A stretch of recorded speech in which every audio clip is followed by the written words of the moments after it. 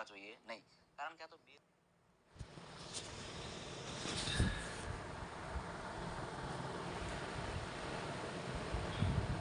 પ્રકરણ 1 લસા 220 અને 60ના લસા શોધવાના। તો સૌથી પહેલાં આપણે 220 અને 60ના લસા શોધીશું। એમાં 220ના આપણે સૌથી પહેલાં અવિભાજ્ય અવયવો ભાગાકારની રીતના શોધીશું। તો 220 ભાગ્યા પહેલાં 2 વડે ભાગ ચાલશે એટલે 110, 2 55 દુ 110 થશે, 11 પંચું 55 થશે એટલે 5 અને 11, 11 એ 1 એટલે એના અવિભાજ્ય અવયવ પડી ગયા। એ જ પ્રમાણે આપણે હવે 60ના અવિભાજ્ય અવયવ પાડીશું। તો 60 2 વડે ભાગ ચાલશે તો 30 દુના 60, 15 દુના 30, 3 પંચું 15 અને 5 એ 1। તો આ પ્રમાણે બંનેના અવિભાજ્ય અવયવ પડી ગયા। હવે આપણે અવયવો લખીશું તો 2ની 2 ઘાત ગુણ્યા 5 ગુણ્યા 11। હવે 2ની 2 ઘાત ગુણ્યા 3 ગુણ્યા 5। તો આ પ્રમાણે એના અવિભાજ્ય અવયવ લખ્યા। હવે આપણે લસા શોધવાનો એટલે પહેલાં સૌથી પહેલાં જે સામાન્ય હોય બંનેની અંદર એ બંને આપણે લખી દઈશું। તો 2ની 2 ઘાત એ સામાન્ય છે એટલે 2ની 2 ઘાત સામાન્ય લખી દો। પછી બીજા 5 સામાન્ય છે એટલે આપણે 5 લખી દીધા। હવે સામાન્ય ન હોય એવા 3 છે અને બીજા પછી 11 તો આપણે 11 લખી દીધા। હવે આ જે બધી સંખ્યાઓ છે એનો આપણે ગુણાકાર કરી દઈશું। તો તમને અવિભાજ્ય અવયવ આપેલા છે બધાનો ગુણાકાર કરતાં જે સરળ પડે 4 પંચું 20 તો 20 કરીશું, 11 તરી 33। તમને જે પ્રમાણે ગુણાકાર ફાવે એ પ્રમાણે તમારે ગુણાકાર કરી દેવાનો। એટલે 60 ગુણ્યા 11 બરાબર 660। તો આપણે અહીંયા લસા ઓપ્શનમાં આપેલો જ છે 660। તો એ પ્રમાણે લસા શોધવાનો થશે। હવે આપણે દાખલા નંબર 2 તરફ જઈશું।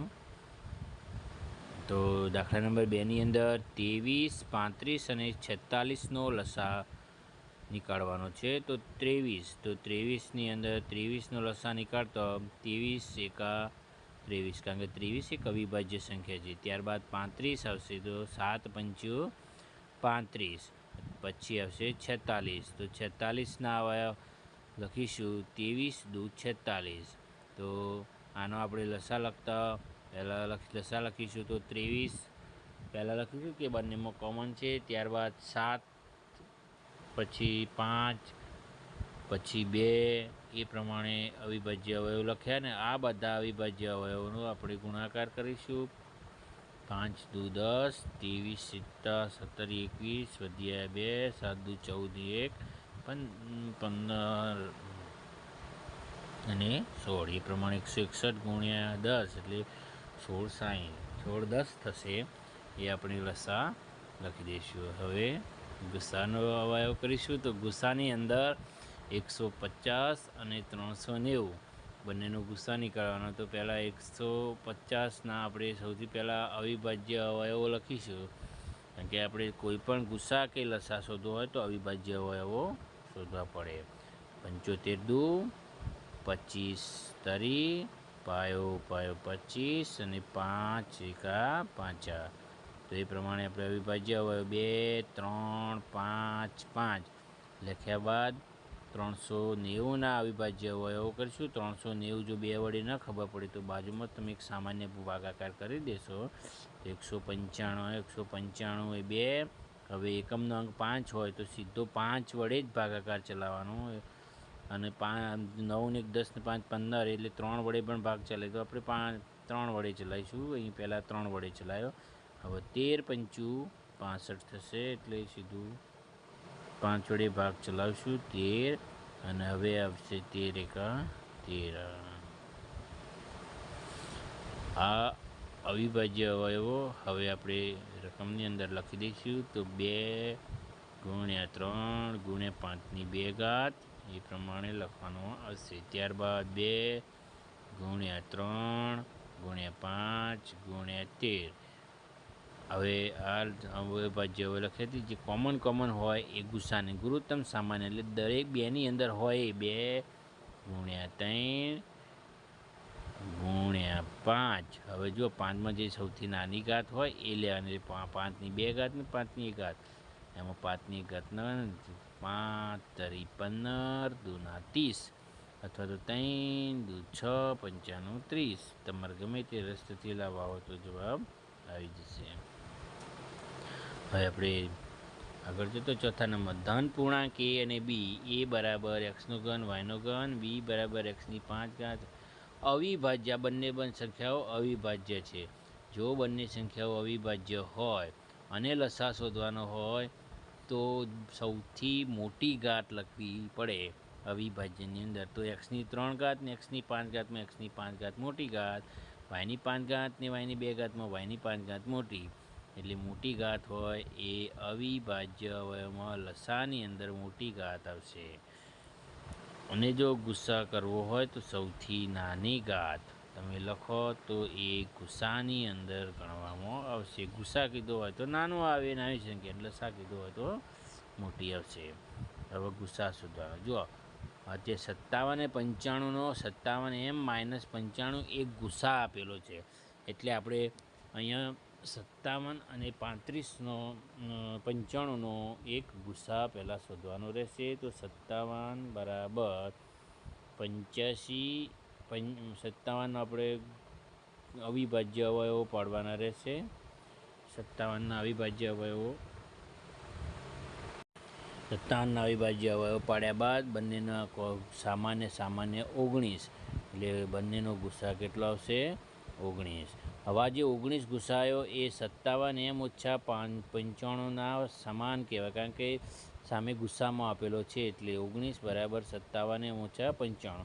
95 જમણી બાજુ છે, આપણે એને ડાબી બાજુ લાવતો ચિહ્ન બદલી ગયું, ઓછાના વત્તા કરી દીધા. એટલે 19 માઇનસ વત્તા જે 95 પ્લસ હતા, અહીંયાથી આ બાજુ આવતો અહીંયા પ્લસ નિશાની સાથે લખ્યા. ત્યારબાદ આપણે બંનેનો સરવાળો 114 કર્યા. હવે એમ એ સાથે ગુણાયેલા છે એ આપણે આ બાજુ લાવતો એમ બરાબર 114 ભાગ્યા 57 કર્યું.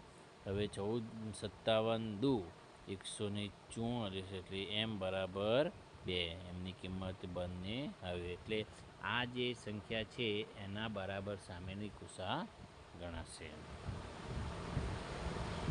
હવે બહુપદી 2 આવે છે. એમાં એક્સ જે પહેલો દાખલો જે છે 49 એક્સનો વર્ગ ઓછા 81, એ જે બંને આપણે અવયવ લખીશું એક્સનો વર્ગ માઇનસ વાયના વર્ગના વિસ્તરણથી લખી શકીશું 7x ઓછા 9, અને બીજો અવયવ છે 7x ઓછા વત્તા 9, એ એક્સનો વર્ગ ઓછા વાયના વર્ગના વિસ્તરણથી લખ્યું.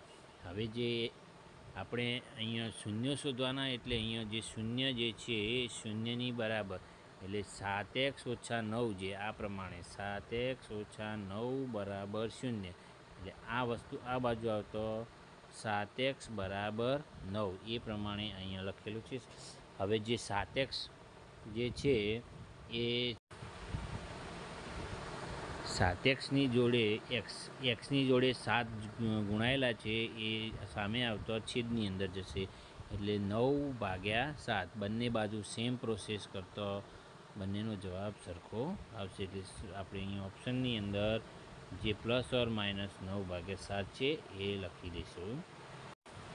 હવે દાખલા નંબર 2 જોઈશું. તો બહુપદીના જે એક્સનો વર્ગ વત્તા 2xના શૂન્ય. હવે જ્યારે આવા દાખલા હોય ને તો આપણે ડાયરેક્ટ એનું સૂત્ર છે શૂન્યોનું સરવાળાનું સૂત્ર માઇનસ બી અપોન એ પ્રમાણે આપણે કરીએ. તો સૌથી પહેલાં રકમ 2x ઓછા 899, એટલે અહીંયા જે 2 જે છે એને બી કહેવાનો, અને અહીંયા આગળ કોઈ સહગુણક નથી એટલે 1 સમજવાનો, એટલે એ ભાગ્યા બી, એટલે માઇનસ 2 ભાગ્યા 1. 2 ભાગ્યા 1 કરો કે ન કરો, એટલે માઇનસ 2.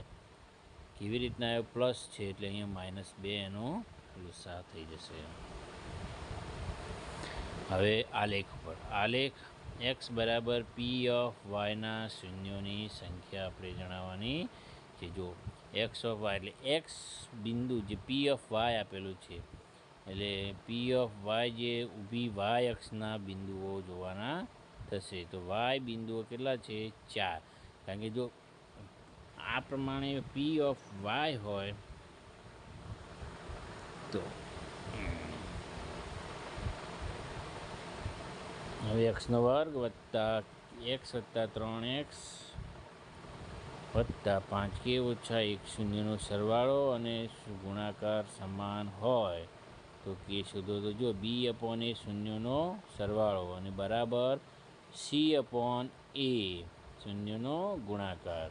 હવે બી આપણે સમીકરણ વ્યાપક સમીકરણ સાથે સરખાવતો k+3 એ એનો બી થશે અને સી 5k -1 તો બી બરાબર સી એ છેદની અંદર છે એવું કટ કરી દીધા આપણે.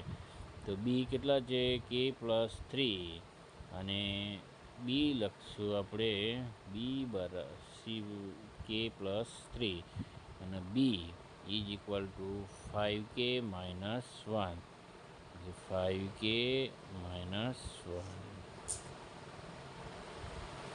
હવે કૌંસ દૂર કરતો માઇનસ માઇનસ પ્લસ થઈ જશે એટલે k+3 M is equal to 5k -1. 5k ડાબી બાજુથી આપણે જમણી બાજુ લાવતો k -5k અને -1 તો એમ 3 જમણી બાજુથી ડાબી બાજુ બંનેના ચિહ્નો ચેન્જ કર્યા. આ જે છે આપણે આ બાજુ લાવ્યા અને આ કે આ બાજુ લઈ ગયા એટલે બંનેના ચિહ્નો ચેન્જ થઈ ગયા.